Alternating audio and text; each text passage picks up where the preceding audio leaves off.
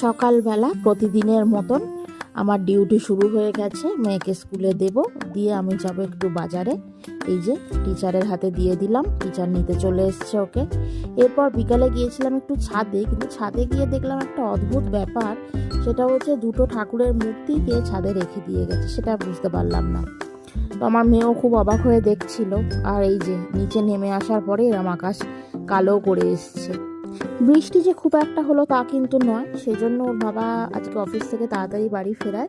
গিয়েছিলাম সামনে কিছু টুকটাক কেনার ছিল, আর ফেরার পথে ঠিকই করেছিলাম ওই সামনের যে দোকানটা হয়েছে নতুন, সেখান থেকে ঘুরে আসবো। প্রচুর প্রচুর শার্ট আর প্যান্টসের কালেকশন আছে, মেয়েদেরটাও হবে কিছুদিন পর বললো।